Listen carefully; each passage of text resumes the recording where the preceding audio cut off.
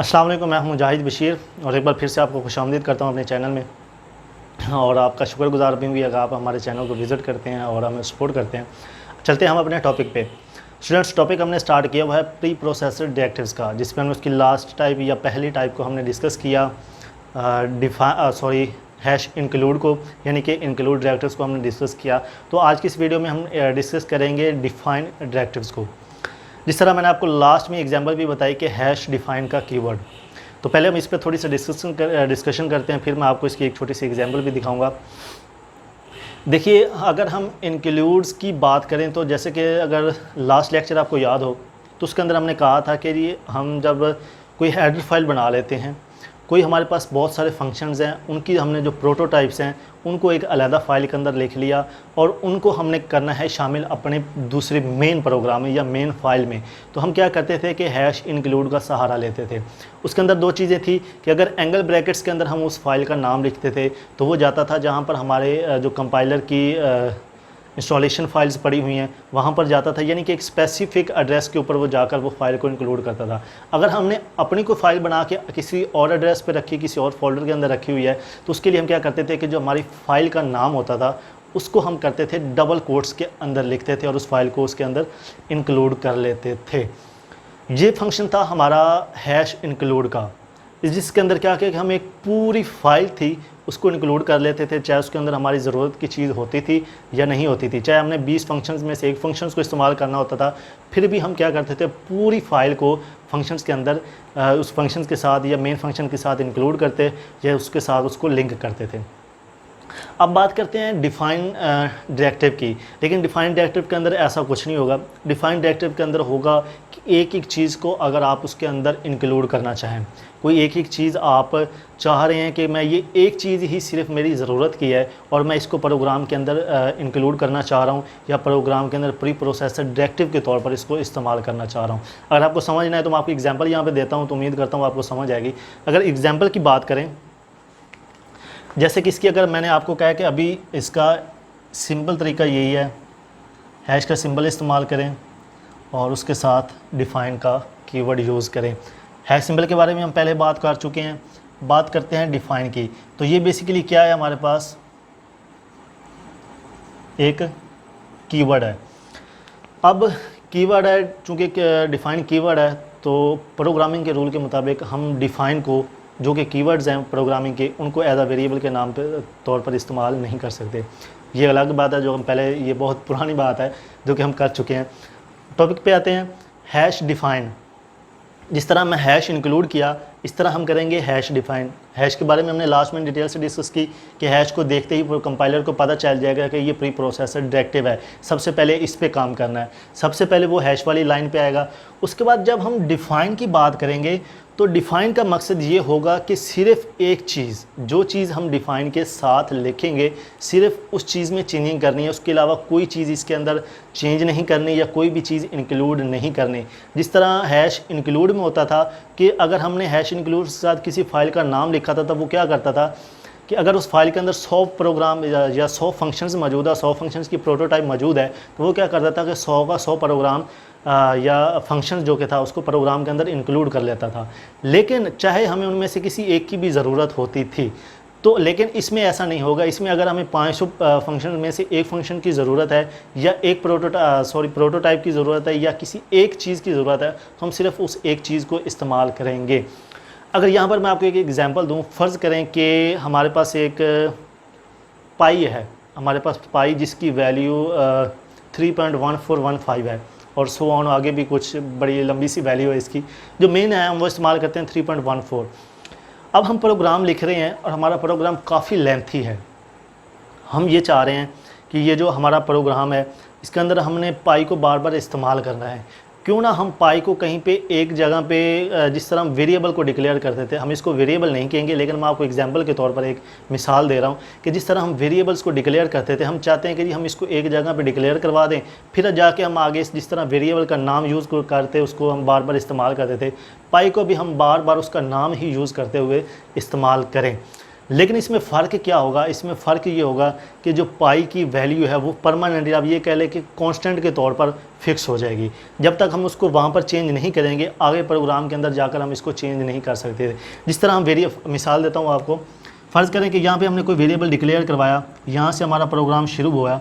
अब इसको यहाँ पे मैंने इनिशियलाइज़ भी वेरिएबल को करवा दिया है, लेकिन अब अगर जाकर यहाँ पर मैं इसकी वैल्यू में चेंजिंग कर देता हूँ, यहाँ पे मैं वैल्यू इसकी फ़र्ज़ करें वेरिएबल था 5, उसकी मैंने वैल्यू 5 रखी थी, यहाँ पर मैं उसको फ़र्ज़ करें कि x था, उसको मैंने 10 कर दिया। तो यहाँ पर क्या होगा, इससे पहले हम उसकी वैल्यू 5 यूज़ करेंगे, इसके बाद जो होगा उसकी वैल्यू 10 हो जाएगी। लेकिन जब हम हैश डिफ़ाइन के ज़रिए इसको कोई भी चीज़ इंक्लूड करेंगे, उसको शामिल करेंगे प्रोग्राम के अंदर, या उसको फिक्स करेंगे, या उसको आप कह लें कि डिफ़ाइन करेंगे, तो फिर हम उसको यहाँ पर चेंज नहीं कर सकते। हम उसको पूरे प्रोग्राम के अंदर हम उसकी वैल्यू 5 ही इस्तेमाल करेंगे।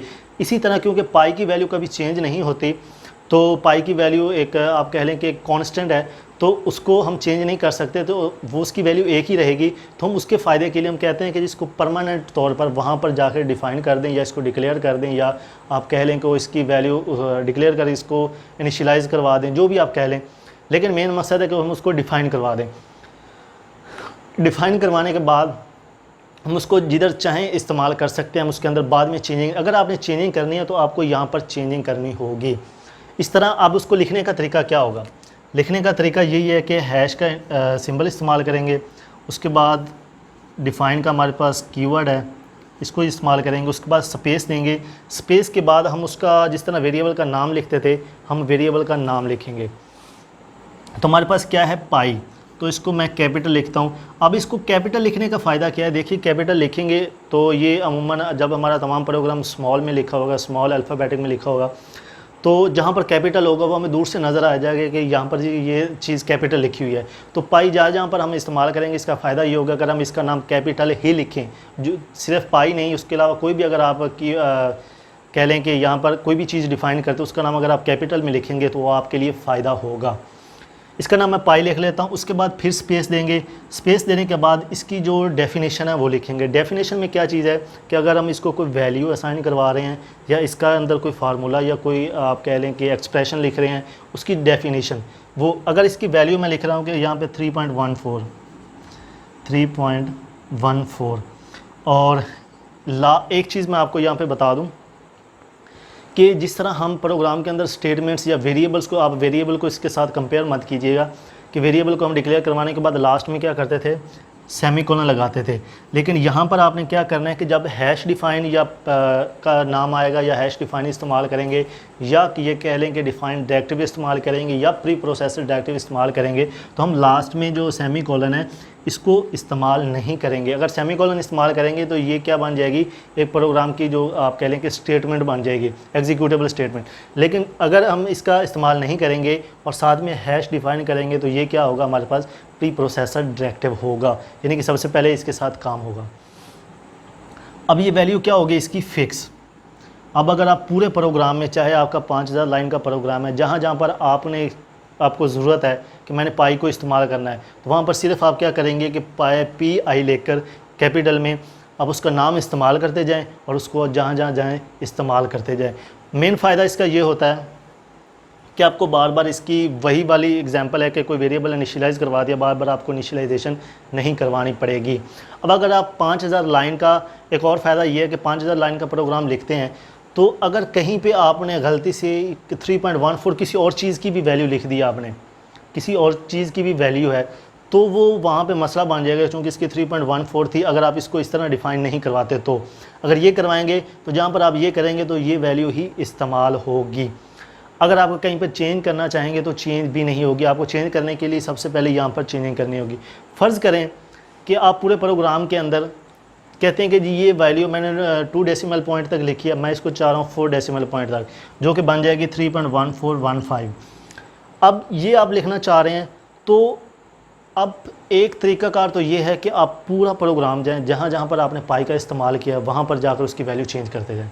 उससे गलती भी हो सकती है। गलती होने का खदशा ये है कि वही वाली जो मैंने अभी आपको बताई कि अगर कहीं पर आपको 3.1415 नज़र आता है तो, या 3.14 नज़र आता है और आप उसको 15 यानी कि 4 डेसिमल पॉइंट तक इंक्रीज़ करना चाह रहे हैं या बढ़ाना चाह रहे हैं वैल्यू, तो जहाँ पर आपको 3.14 नज़र आएगा, आप वहाँ पर जाकर उसको 3.1415 कर देंगे।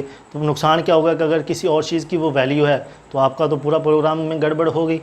तो उसके लिए फ़ायदा ये है कि आप मेन यहाँ पर आएँ, हैश डिफाइन जहाँ पर हमने इसको डायरेक्टिव के तौर पर इस्तेमाल किया है, यहाँ पर आप इसकी वैल्यू में चेंज करें और आगे जाकर मुकम्मल जैसे ही ये प्रोग्राम कंपाइल होगा एग्जीक्यूशन से पहले उसमें अपडेटेशन या सब्स्टिट्यूशन जो क्या है वो हो जाएगी, और जहाँ पर पाई था वहाँ पर उसकी वैल्यू चेंज हो जाएगी। ये एक छोटा सा टॉपिक था कि हैश डिफ़ाइन का अगर आप इसको कंपेयर करेंगे दूसरे के साथ, हैश इंक्लूड के साथ, तो आपको इसका डिफरेंस वाज़ेह तौर पर नज़र आ जाएगा कि हैश डिफ़ाइन इंक्लूड क्या करता था कि पूरी फाइल इंक्लूड कर देता था, लेकिन हैश डिफ़ाइन क्या करता है कि कोई एक चीज़, कोई भी चीज़ हो सिंपल सी कोई एक चीज़ हमने इस्तेमाल करनी है, सिर्फ उसी को ही इंक्लूड करेगा, जो उसी को प्रोग्राम के अंदर शामिल करेगा। ये उसकी बेसिकली क्या होती थी, डेफिनेशन। अगर यहाँ पर आप कोई लिखना चाह रहे हैं, एक्सप्रेशन लिखना चाह रहे हैं, छोटा सा फंक्शन फर्ज करें स्क्वायर का फंक्शन है, वो भी आप इसके थ्रू लिख सकते हैं। उसका तरीकाकार क्या होगा कि वही चीज़ कि हैश डिफ़ाइन, उसका नाम, उसके बाद स्पेस दे के उसका नाम लिखेंगे, फ़र्ज़ करें स्क्वायर है, यही चीज़ आप इसको क्या करें कैपिटल में लिखें, और उसके बाद यहाँ पर ब्रैकेट्स के अंदर आप लिखें वो उसका नाम क्या कहते हैं, जो वैल्यू आप उसको देंगे उसको इसके साथ ब्रैकेट्स के अंदर लिखेंगे। इसके बाद ये सिर्फ इसका नाम आ गया, जिस तरह पाई का नाम था ये सिर्फ इसका नाम आ गया। उसके बाद हमने लिखनी है इसकी डेफिनेशन। तो डेफिनेशन क्या होती है कि एक्स क्रॉस एक्स या एक्स स्टार जो हम साइन इस्तेमाल करते हैं, लेकिन लास्ट में वही चीज़ आपने सेमीकोलन का इस्तेमाल नहीं करना। तो ये क्या होगा, इसकी डेफिनेशन। कहीं पे भी जाके आपने प्रोग्राम के अंदर किसी चीज़ का स्क्वायर लेना है तो बजाय इसके कि आप यही चीज़ इस्तेमाल करेंगे, इसका प्रोग्राम इसकी डेफिनेशन चेंज नहीं होगी। इस्तेमाल करने का तरीका ये फ़र्ज़ करें कि आपके पास है इंट आई है, इसके अंदर 5 स्टोर है, और इसके अलावा आपने इंट एक जे नाम का वेरिएबल भी डिक्लेयर करवाया हुआ है। आप कहते हैं कि जी इसका स्क्वायर ले 5 का और उसको जे के अंदर स्टोर करवा दे, तो क्या करेंगे आप, ये कीवर्ड इस्तेमाल करेंगे जो कि कैपिटल में लिखा हुआ है, और ब्रैकेट्स के अंदर क्या करेंगे आई इधर लिख देंगे और लास्ट में लगा देंगे सेमीकोलन। तो क्या करेगा कि आई का स्क्वायर लेके जे के अंदर स्टोर करवा देगा। जब आप लिखेंगे, अगर इसकी बैक पे जाकर इसकी जो कि इसकी प्रोसेसिंग या वर्किंग देखें तो ये इसको इसके साथ सब्स्टिट्यूट करेगा, यानी कि इस चीज़ को भूल जाएं। ये पहले क्या करेगा, यहाँ पे फिक्स करेगा एक्स क्रॉस एक्स, ठीक है। उसके बाद फिर क्या करेगा, यहाँ पर इसकी आ जाएगी ये आई क्रॉस आई। अब ये कह लें कि ये मैथ का जो प्रोसेसर है वो सारी मैथ करेगा, इस सवाल को हल करेगा। हल करने के बाद इसका जो रिज़ल्ट होगा जो 25 आएगा इसका स्क्वायर, फिर वो 25 को क्या करेगा कि जे के अंदर जाके स्टोर करवा देगा। ये सब्स्टिट्यूशन इसका करने, इसकी बैक पे टोटल प्रोसेस ये होगा, तो जिस तरह स्क्वायर का होता है। तो यही हमारा आज का टॉपिक था कि हैश डिफ़ाइन क्या है। तो इसका आपने डिफरेंस भी देखा कि हैश इंक्लूड और हैश डिफ़ाइन में फ़र्क क्या है। तो ये बेसिकली हैं क्या चीज़, प्री प्रोसेसर डायरेक्टिव्स हैं, और ये फ़ायदा हमें तब देते हैं जब हमने मेन प्रोग्राम की जो एग्जीक्यूशन है उससे पहले किसी चीज़ में कोई चेंजिंग करनी हो, कोई चीज़ प्रोग्राम के अंदर शामिल करनी हो, तो तब हम इनका इस्तेमाल करते हैं। तो उम्मीद करता हूँ कि आपको थोड़ा बहुत समझ आया होगा। थोड़ा बहुत क्या उम्मीद, जिस तरह अगर मैं कोशिश करता हूँ कि आपको अच्छे से समझ आए, मुकम्मल टॉपिक समझ आए, फिर भी अगर आपको कहीं पे कोई चीज़, किसी चीज़ की कमी पेशी रह जाती है, जो कि मैं हर वीडियो में कहता हूँ कि आप अपना फीडबैक ज़रूर दें, ताकि हमें भी पता चले कि कोई चीज़ इंप्रूव करनी है, तो हम अपने प्रोग्रामिंग के अंदर या हमारे जो पढ़ाने का तरीकाकार है या जो भी चीज़ है उसके अंदर हम इम्प्रूवमेंट लेकर आएँ। और लास्ट रिक्वेस्ट कि अगर आपने चैनल को सब्सक्राइब नहीं किया तो सब्सक्राइब कर लें और बेल आइकॉन को ज़रूर प्रेस करें, ताकि जो भी मैं वीडियो अपलोड करूं किसी भी टॉपिक से रिलेटेड हो वो आपको मिलती रहे। तो इंशाल्लाह नेक्स्ट वीडियो में मिलते हैं। अपना ख्याल रखिएगा। अल्लाह हाफ़िज़।